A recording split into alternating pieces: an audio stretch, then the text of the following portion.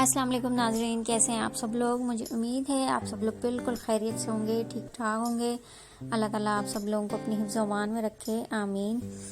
और आज आपके लिए पकोड़े की रेसिपी लेकर आई हूँ मैं, जो कि बहुत ही अलग से है। अलग से क्यों है? क्योंकि इसके इंग्रेडिएंट्स जो आम हम लोग यूज़ करते हैं उससे थोड़ा सा चेंज है। तो वीडियो पूरी देखिएगा और मुझे बताइएगा कि आपको ये रेसिपी कैसी लगी। तो पकोड़े बनाने के लिए सबसे पहले एक बाउल के अंदर मैंने 5 से 7 हरी मिर्ची लिए हैं और उनको मैंने बारीक काट लिया है। काफ़ी टाइम से मैंने कोई वीडियो अपलोड नहीं की थी, कुछ मसरूफियात ऐसी हो गई थी कि वक्त बिल्कुल भी नहीं मिल रहा था। सो आज आपके लिए एक ज़बरदस्त सी वीडियो लेकर आई हूँ फिर पकोड़ों की। इसके अंदर मैंने प्याज ऐड कर दी है। ये तकरीबन 6 से 7 प्याज लिए मैंने और ये थोड़ी मीडियम साइज़ की है। उनको बारीक बारीक काट लिया था। इसके अंदर अब मैंने पालक ऐड की है। हमारे यहाँ पालक के पकोड़े जो हैं वो बहुत ही ज़्यादा शौक से खाए जाते हैं बनिस्बत सादा पकोड़ों के। इससे एक तो इसका ज़बरदस्त सा जायका आ जाता है और टेस्ट भी बड़ा ज़बरदस्त सा है। ये तकरीबन 1 पाव के करीब मैंने ली थी पालक और इसको धो के मैंने अच्छे से खुश्क करके इसको काट लिया है। उसके बाद मैंने इसमें चाट मसाला डाला 1 चम्मच और अब 1 चम्मच इसके अंदर मैंने ज़ीरा डाला है। साबित काली मिर्चें डाली है मैंने। काली मिर्च हमारे यहाँ बहुत पसंद की जाती है और ये साबुत काली मिर्चें चावलों वगैरह में या इस तरह की पकोड़ों में और इस तरह की कोई भी हम स्नैक्स बनाएं तो उसमें साबित काली मिर्चें ज़रूर ऐड करते हैं। 1 चम्मच मैंने टीस्पून सूखी मेथी का ऐड किया है, जो कि आराम से बाज़ार से आपको कसूरी मेथी के नाम से भी मिल जाएगी। हल्दी ऐड की है मैंने 1 चम्मच। इससे एक तो पकोड़ों का रंग भी बहुत अच्छा सा आता है और मुफीद भी बहुत ज़्यादा है, बहुत सारे फ़ायदे हैं इसके। सूखा धनिया मैंने हस्बे जायका लिया है, क्योंकि कुछ लोगों को ज़्यादा पसंद होता है और कुछ लोग जो हैं वो बिल्कुल भी पसंद नहीं करते। तो तकरीबन 2 टेबल स्पून मैंने सूखा धनिया लिया था और उसको हाथ से अच्छी तरीके से क्रश करके उसमें शामिल कर दिया है।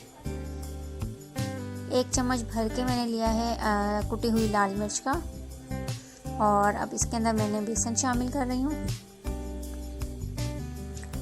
बेसन की तादाद आप मसाले के बैटर के हिसाब से रखिएगा।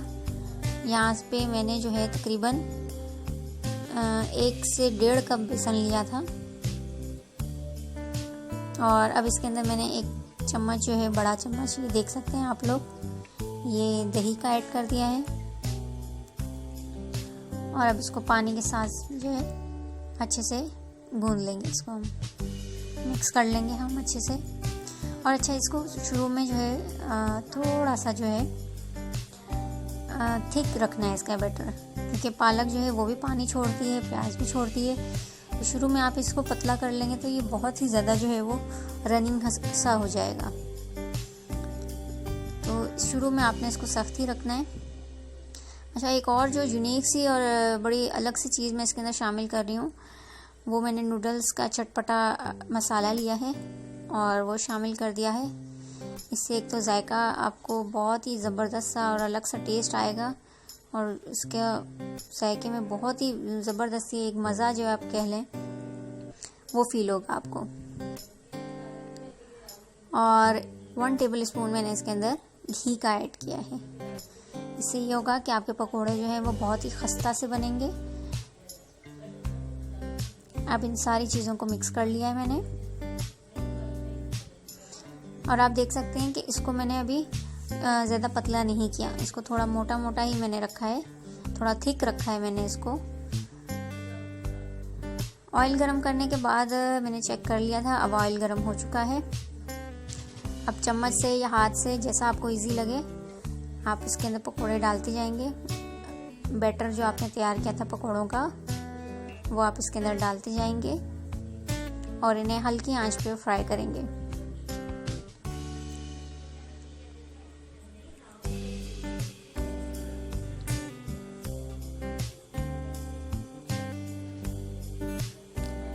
अच्छा, ये पकोड़े हमारे हल्के से गोल्डन ब्राउन हुए हैं और मैंने इनको कढ़ाई से निकाल लिया है।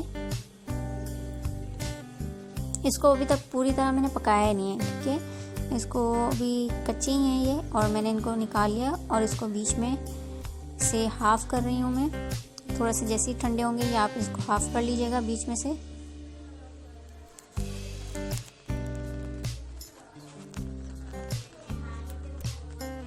और हाफ़ करने के बाद जो है मैंने इसके अंदर दोबारा ऐड कर दिए ऑयल के अंदर, और दोबारा से इनको फ्राई कर रही हूँ। अगर आप ये तरीका अपनाएंगे और इस तरीके से आप पकोड़े बनाएंगे तो बहुत ही ज़बरदस्त से क्रिस्पी आपके पकोड़े बनेंगे।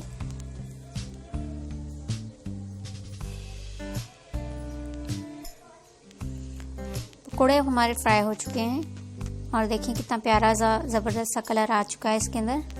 और अब हम इसको डिश आउट करेंगे।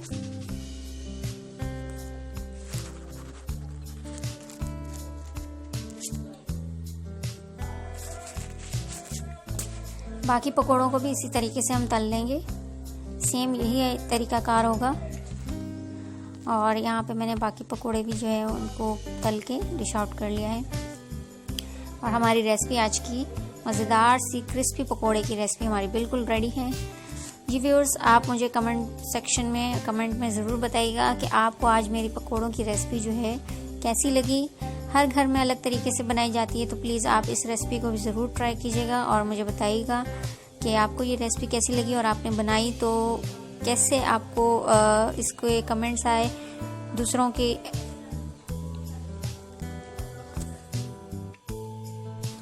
और उनको पसंद आई या नहीं।